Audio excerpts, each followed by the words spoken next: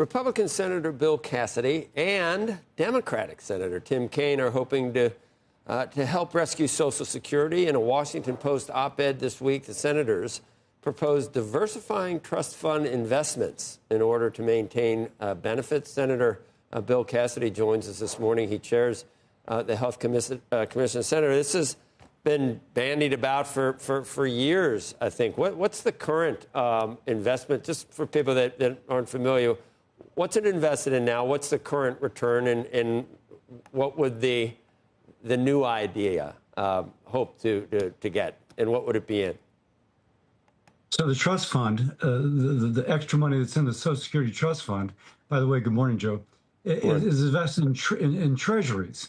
And so some of those were issued a while ago, so they're bearing 1%, 2%, 3%, 4%. We are losing money on those treasuries right now. What we propose is a separate fund from the Social Security Trust Fund, in which we would put $1.5 trillion in it over 10 years, invest it in the U.S. economy, hold it in escrow for about 65 to 75 years, and then use that return to offset any unfunded accrued liability in the Social Security Trust Fund. Okay, where do we get the 1.5 trillion? Yeah, so the way the U.S. budget works, if we borrow $300 billion a year for 5 years and put it in the trust fund, and we hold it in escrow, it offsets the borrowing. So it doesn't contribute to the nation's indebtedness because you got the money. If you want to pay off the bills, you just kind of like dissolve the escrow account. And so it doesn't increase your debt or deficit. So we would borrow that money over 5 years, put it in this separate fund from Social Security Trust Fund, and bail out the fund. Because everybody should remember, Social Security is going insolvent, the trust fund, in 8 years. At that time, by law, benefits will be cut as much as 25%. This has worked in the past, not at this scale, but it can be done. If there was a 10-year secular bear market, would it still work?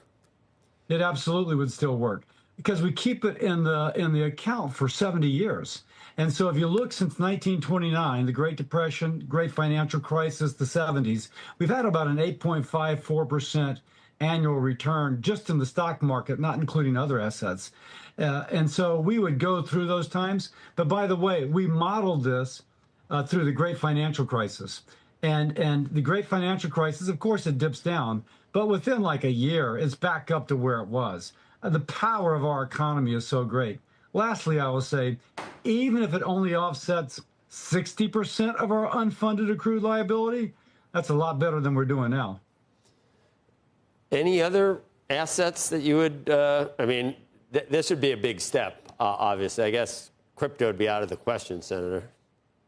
Joe, you don't want me deciding where the money is put. I can promise you that. You know what I'm saying? I don't give financial advice. But we would have patterned after the thrift savings plan, which the federal government already does. There would be an independent board of people, an arm's length away from Congress, with strict guardrails to keep the president and to keep Congress from messing with their investment decisions. There would be an audit every year, and it would be posted online.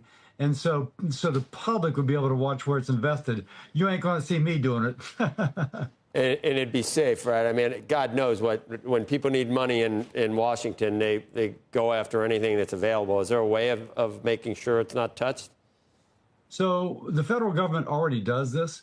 They do this sort of system with the Federal Railroad Retirement System. Right. Worked for them, yeah. It works for them, great.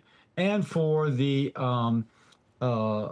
thrift savings plan. So we took those same guardrails. We had Heritage Foundation help make them a little bit stronger. We had David Walker, the former comptroller of the U.S. currency, make it even stronger yet. We put them into law. And then we said, Congress, if you ever do anything which decreases the return on investment, you got to raise taxes to make up for it. We figure mandating Congress raise taxes will be a surefire way to keep Congress from messing with it.